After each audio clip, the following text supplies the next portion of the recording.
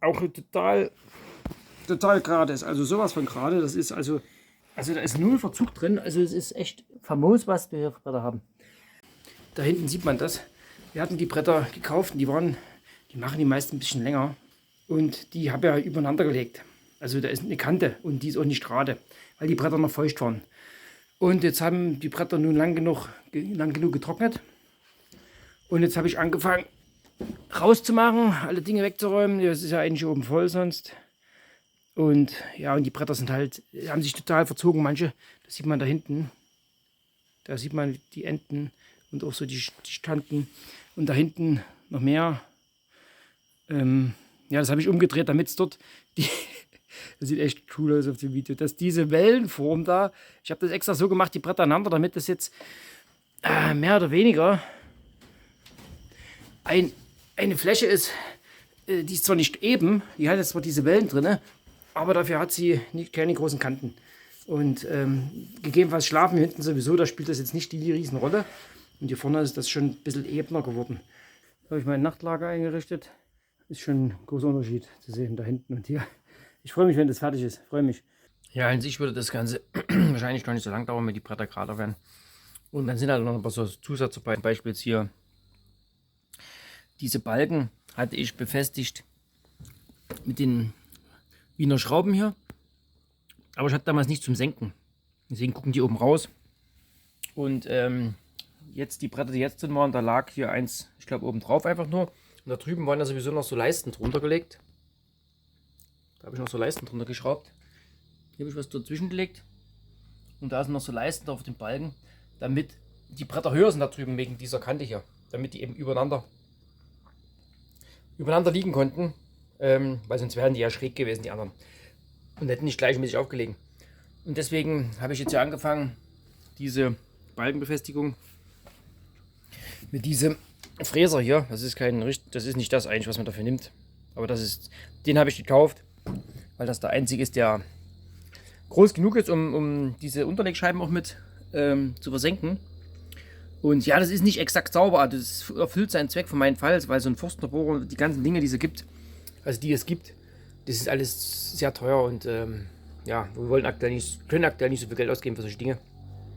Deswegen habe ich schon eine Weile mal diesen einen nur gekauft, den großen, und so ein Fräser, wie sagt man, hier sagen so Spatenbohrer, weil es wie so ein Spaten aussieht. Ich weiß gar nicht ganz genau, wie es heißt. Ich weiß gar nicht, ich glaube, der ist von Dewald. Eigentlich hatte ich damals von Dewald welche, aber bei Dewald gab es jetzt nicht. Ah ne, das ist von KFW oder KWF, das ist eine deutsche Marke auch. Allerdings wahrscheinlich nicht die beste Nonplusultra Qualität, allerdings geht er gut für das Holz. Und das reicht mir. Der ein oder andere fragt sich vielleicht, Mensch, das Holz, die Balken, das sieht alles schon so alt aus, so verwittert. Korrekt. Es gab mal ein Video davon, da haben wir das Holz geholt. Das ist alles gebrauchtes Holz. Bis auf die Bretter, die sind vom Sägewerk. Und so ein paar andere Kleinigkeiten, aber hier die ganzen Balken, das war ein Paketpreis. Das haben wir uns aus Tarapoto geholt. Das ist Tornillo und Wairuro. Die sind schon etwa 20 Jahre alt, die Hölzer. Für deutsche Verhältnisse wäre das nicht alt, aber hier für Peru ist es schon gut. Und mehr erkläre ich in einem anderen Video. Ich verlinke das. Warte mal, hier oben müsste es sein. Zack.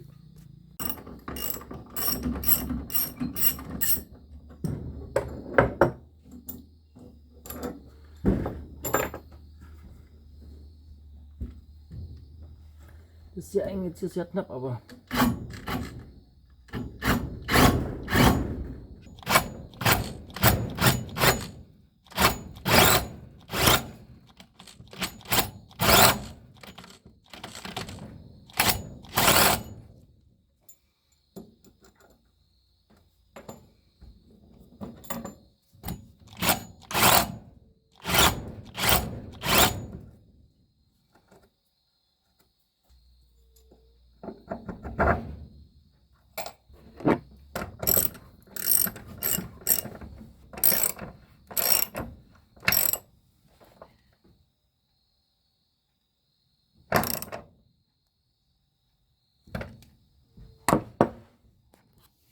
So, jetzt ist es tief genug versenkt.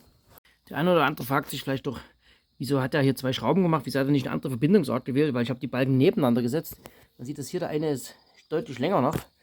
Überall sind deutlich länger und die stehen noch vorne und hinten schon über die anderen, über 1 Meter.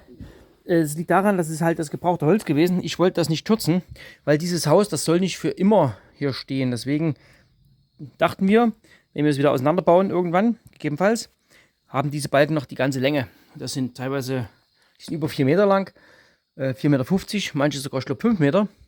Und das ist eine gute Länge. Und da wäre ich ja doof, ich hätte die jetzt abgesägt. Weil aber länger hätte man sie oben nicht gebraucht.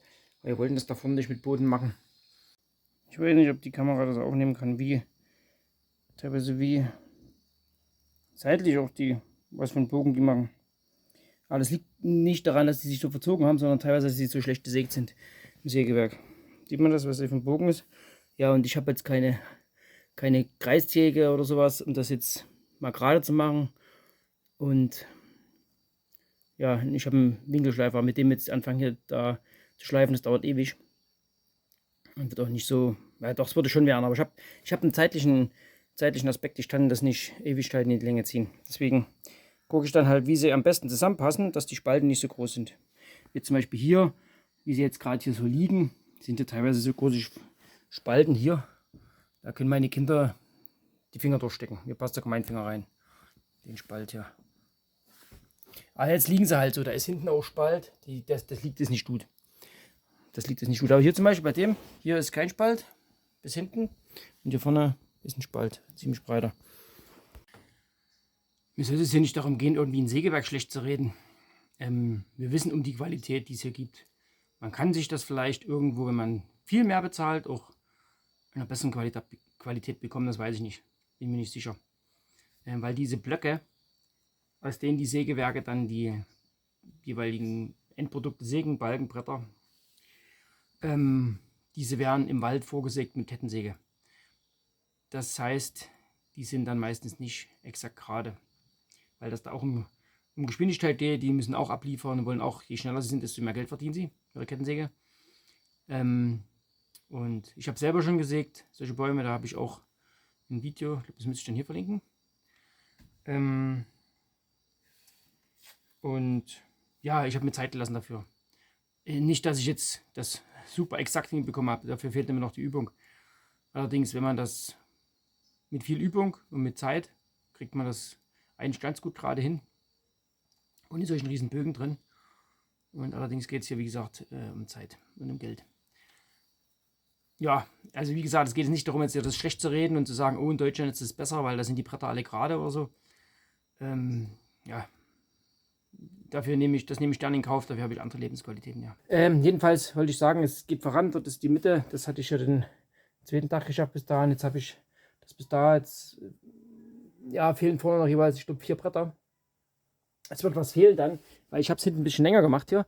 Ist das Brett, was hier draußen dran ist, das war eigentlich, soweit ging es eigentlich nicht vorher.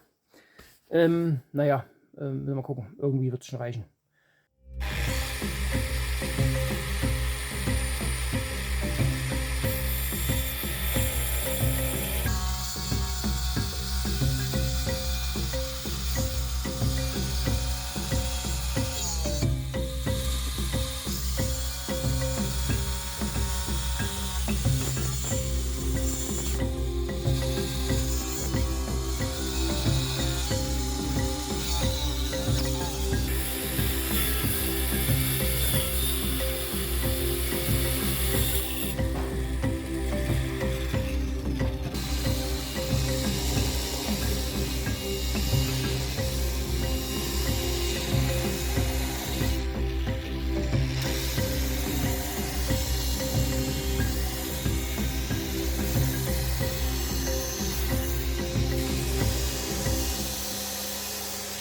So, das ist jetzt eins der hartnäckigen Fälle hier. Im Prinzip sind die übrig sind, man sieht das ja da. Die liegen jetzt gerade, ja. Also die liegen jetzt einfach nur da. Hier auf der einen Seite werde ich jetzt hier die Schraubzwinge dran machen, damit es da nicht hochkommt und gegen das Blech donnert. Was passiert, wenn ich nicht mache? Ja. Das geht natürlich nicht. Natürlich nicht.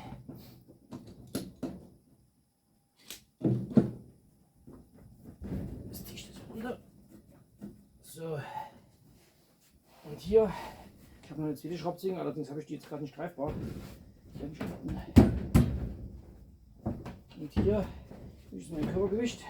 Drückt das runter. Jetzt sieht man, es ist das halbwegs gerade. Also hier macht es noch ein ganzes Stück nach oben. Ein ganzes Stück. Das war vorher nicht so. Naja. Aber wenn ich das hier in der Mitte runter hier. Naja.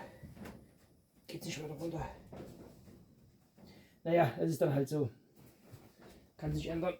Muss ich dann halt ein bisschen was wegschleifen, gegebenenfalls die Kante hier. Schleife ich ein bisschen weg. Hier ist auch so eine Kante da. Aber lieber da hinten. Weil da ist nicht, da kann man nicht laufen, das Dach hat zu niedrig. Und lieber hier vorne halbwegs gerade. So ist mein Gedanke dazu.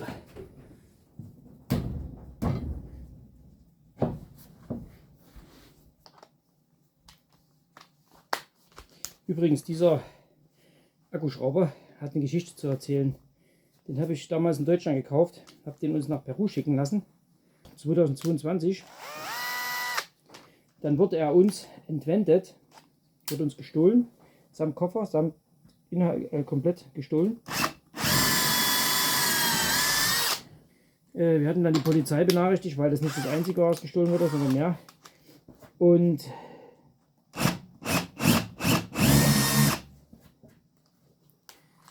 dann, es ist übrigens so ein Flexi-Klick, ich finde das richtig toll, das Gerät.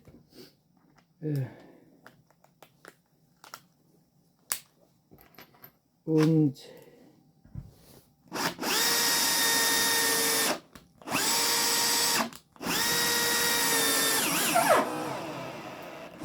da man hier in Peru von der Polizei nicht so viel erwarten kann, habe ich mich dann selbst mit beschäftigt, im Internet, bei Facebook und so recherchiert, weil oftmals wird sowas dann bei Facebook angeboten, zumindest meine Vermutung. Und es war dann so. Ich habe dann zwei Dinge wiedergefunden von unserem Einbruch. Ein Laptop, der lag bei dem Händler zum Reparieren. Und eben diesen Akkuschrauber. Im Internet angeboten bei Facebook zu verkaufen. Ich sofort da Polizei Bescheid gesagt und gesagt, hier, das ist mein Akkuschrauber eindeutig 100%, weil dieses Modell gibt es in Peru nicht. In Peru gibt es nur das Vorgängermodell. Ist jedenfalls geht es jetzt darum, dass der Akkuschrauber wieder zu uns gekommen ist. Dann habe ich den mit nach Deutschland genommen im Koffer, als wir zurückgewandert sind für ein Jahr. Und dann, als wir wieder hierher gekommen sind, habe ich den Koffer wieder mitgenommen. Also er hat schon eine längere Geschichte und ich habe damit schon einiges gebaut. Ich finde das Gerät einfach toll. Im Prinzip braucht man das Gerät nicht unbedingt. Allerdings, also ein normaler Akkuschrauber tut es natürlich auch. Allerdings kann ich jetzt diesen Bit, das soll jetzt hier keine Verkaufsshow werden, aber ich bin halt von diesen Geräten überzeugt, ich kann den Bit auch so reinstecken. Sprich, ich habe somit ein extrem kurzes Gehäuse. So, dann gibt es einmal diesen Bithalter hier. Da kann man nur Bits reinmachen oder eben Bohrer, die diese Aufnahme haben.